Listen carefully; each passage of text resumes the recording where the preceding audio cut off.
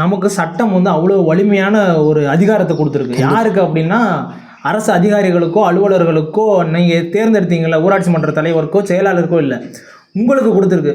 உங்கள் ஊரில் இருக்கக்கூடிய ஆண் பெண் இளைஞர்கள் எல்லாருக்கும் கொடுத்துருக்கு. உங்கள் ஊரில் சாலை சரியில்லை, பைப்பு சரியில்லை, கரண்ட் சரியில்லை, வீடு இல்லை, நிறையா விஷயங்கள் இருக்குது, நிறையா குறைகள் சொல்கிறீங்களா, அதுக்கு எல்லாம் முழு முதல் காரணம் யாருன்னா நீங்கள் தான், மக்களாகிய நீங்கள் மட்டும்தான். ஏன்னா வந்து கிராம சபையில் நீங்கள் கேள்வி கேட்டு அதை நிறைவேற்றக்கூடிய சட்டத்தை அதிகாரத்தை உங்களுக்கு அரசாங்கம் கொடுத்துருக்கு, நம்மளுடைய சட்டம் கொடுத்துருக்கு. ஆனால் நீங்கள் அதை ஃபாலோ பண்ணாமல் குறை பேசியே தெரிஞ்சிட்டு இருக்கீங்களே, என்னால் இதை பண்ண முடியல, இது ஊராட்சி மன்றத்தில் ஒரு வேஸ்ட்டுப்பா, கிளர்க்கு வேஸ்ட்டுப்பா, அவ்வளோ காசு கொள்ளையடிக்கிறாப்பா அப்படின்னு ஒரு குறை சொல்கிறீங்களா, அது அவருக்கான குறை கிடையாது.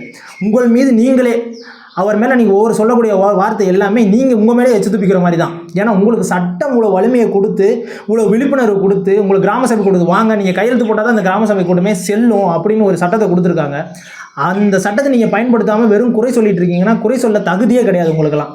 நீங்கள் வந்து உங்களுடைய சட்டத்தை பயன்படுத்தி நீங்கள் உங்கள் ஊரை மாற்ற வேண்டியது ஊர் மக்களாகிய உங்களோட கடமை தான், ஊராட்சி மக்களுடைய உங்களோட கடமை தானே தவிர அலுவலர்களுக்கும் அதிகாரிகளுக்கும் அதுக்கு நேர்ந்து விடலை. அவங்கள நீங்கள் தான் அதை பண்ணணும். அந்த சட்டம் உங்களுக்கு இருக்குது, அந்த வலிமை அதிகாரத்தை உங்களுக்கு சட்டம் கொடுத்துருக்கு.